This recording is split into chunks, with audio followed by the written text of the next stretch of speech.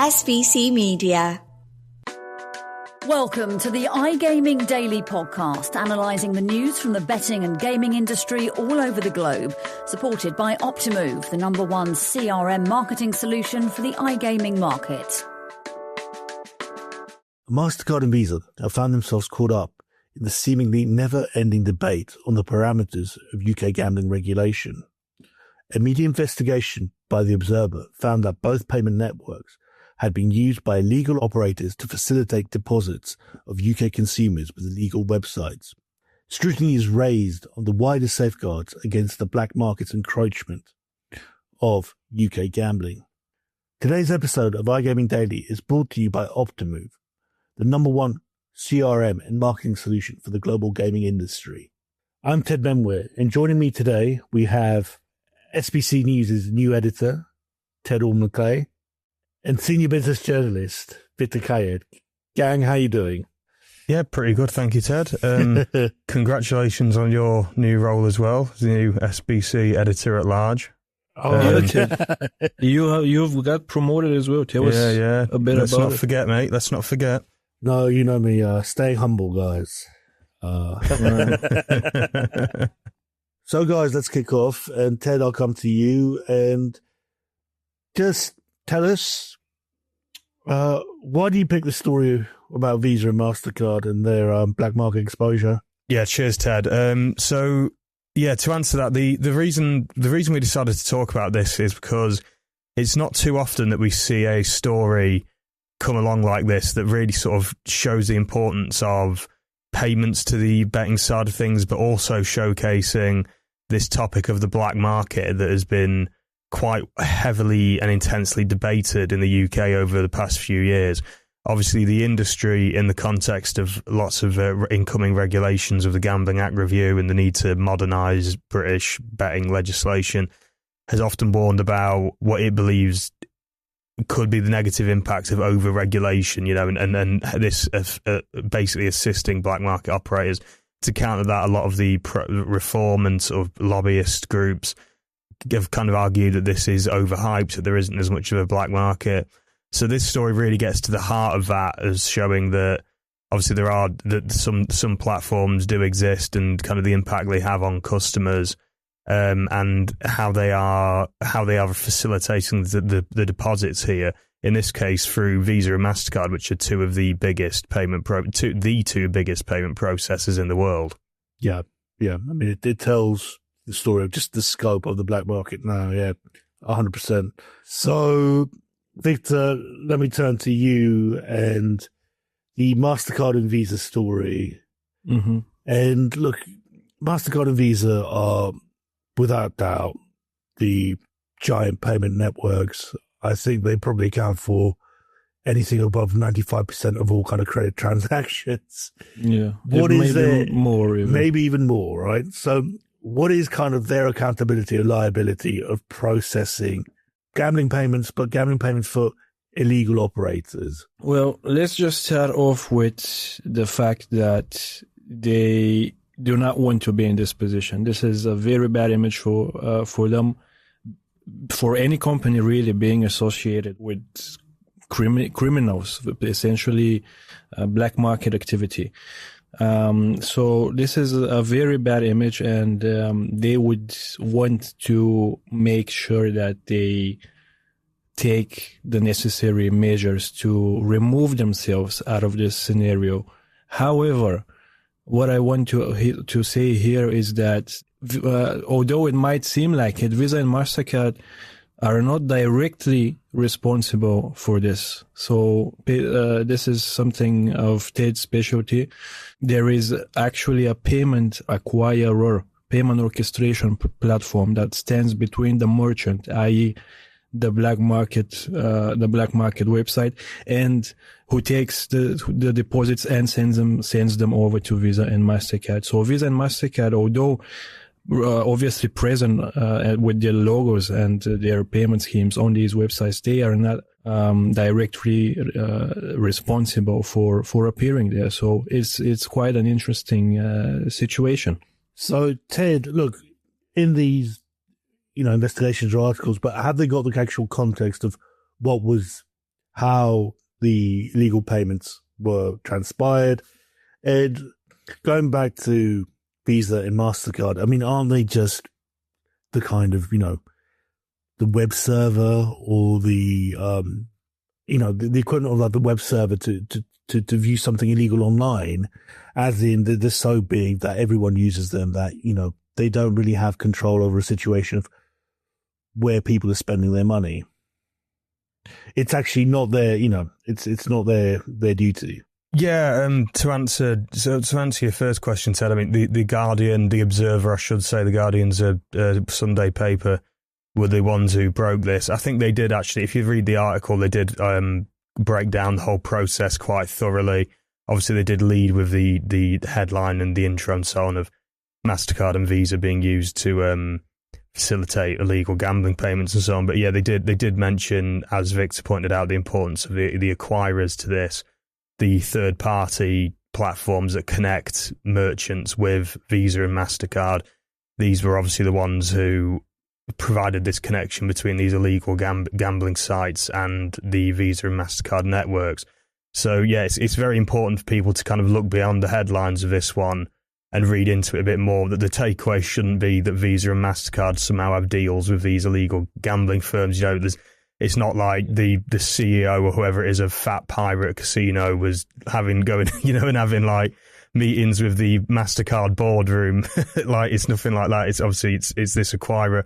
And we reached out to Visa and MasterCard, and they both highlighted the importance of their acquirers doing the necessary due diligence on the merchants that they partner with. Visa has quite an extensive integrity program, I think it's called, like a guideline for their merchants their acquirer partners to adhere to. So yeah, I think your analogy with them almost being like the internet service the internet provider, the web browser that someone is using to view illegal content or do illicit messaging or whatever. It is quite apt. Yeah, that does make a lot of sense. In terms of this dynamic, the responsibility is on the acquirers, not necessarily Visa and MasterCard. But maybe there could be an argument here, perhaps from a regulator's standpoint or from some of the lobbyists' standpoint, that perhaps MasterCard and Visa need to do, and other payments providers need to do more to sort of police their relationships with acquirers and the connections with the merchants that might be going on through those. But surely Visa and MasterCard, I mean, multi-billion-pound organizations, they do check their networks, and they do have relationships with authorities of what they are seeing, especially with regards to high-risk sectors such as finance and gambling. Isn't that already in place? Yeah, it will be extensively. As you say, these are two multi-billion-pound companies. You made the point earlier that they'll account for what, like 95% of all transactions worldwide. Really, the Visa and MasterCard are the only competitors to each other. I think that's quite a good point to hammer home there, to show you how big these companies are. So yeah, they're involved in extensive regulatory engagement, working with authorities. I mean, interestingly, on the payment side of things, though, they have kind of found themselves getting some criticism from some regulators. I'm going on a tangent here, but this is completely unrelated. But I know that the PSR has been evaluating whether their dominance over the UK card market is causing problems for businesses with rising charge fees, interchange fees, and things like that. So, yeah, obviously they're not always going to, like any major company, they're not always going to have a completely rosy relationship with regulators. But yeah, like you say, they are going to be carrying out a lot of due diligence themselves and like ensuring integrity and good standards across their relationships. I think in this case, it's just some things have clearly fallen through the cracks, and some acquirers have been not doing those checks that they're required to do, that Visa and MasterCard will require them to do. And the end result has been that some customers have been able to place bets on these dodgy platforms. And by the looks of it, quite a few of them have lost money. Even in some of them, it wasn't just placing bets and losing bets. Like, they actually won money, according to the Guardian article. They won money and then were unable to withdraw it. So there's been quite a major flaw there. So pretty rogue stuff here. Yeah. SBC Leaders connects the gambling industry's top-tier operators and associations to share the best ideas, collaborate on solving the biggest issues, and push innovation throughout the betting and gaming industry. If you're an operator and want to join the discussion, visit sbcleaders.com for more information. Viktor, how are these, payment networks being exposed by criminal gangs? I mean, what methods are they using to kind of qualify their websites to say that these aren't gambling transactions, and how are they kind of blinding themselves away from kind of any regulatory scrutiny? I'm not sure about the mechanics behind it, because if I was, maybe I would be doing the same. But what I can say is that it's obviously they're not gonna contact the acquirers or the card scheme saying we are an illegal gambling company, can we use your services, right? So to use these services, they only need to register as a merchant. And correct me if I'm wrong here, Ted, I'm not sure, Ted OC.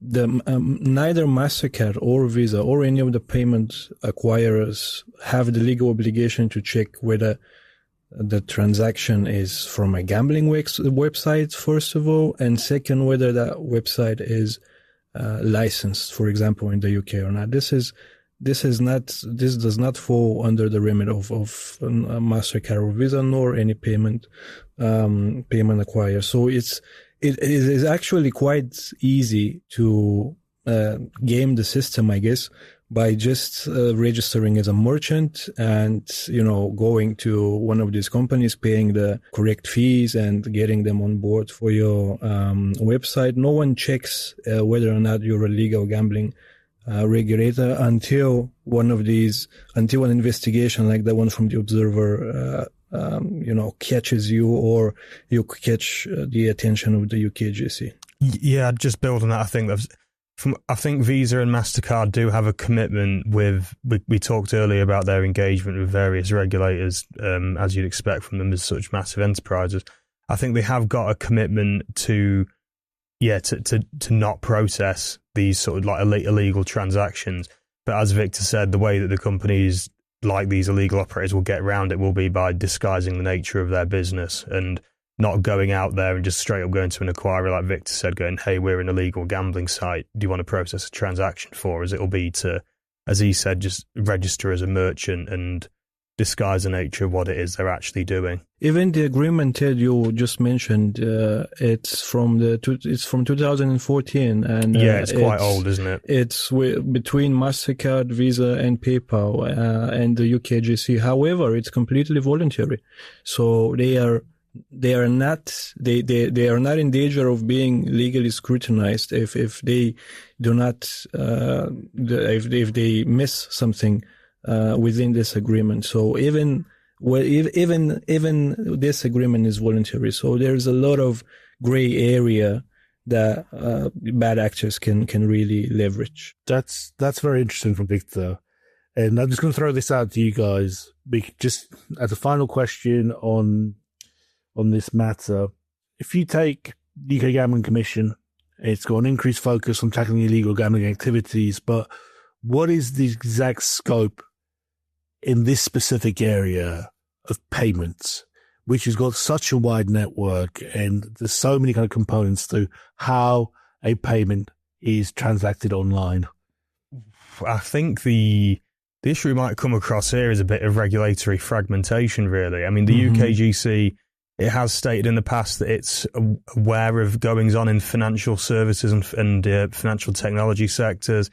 They said throughout the Gambling Act review that they want to see the betting industry, pay more attention to goings on in finance and try and learn from it, particularly in data sharing. It also said a lot that it was keen on keeping an eye on like new and novel products that might cross over between betting and finance, like particularly sort of blockchain and crypto sort of ones, and NFTs, which were quite big at the time.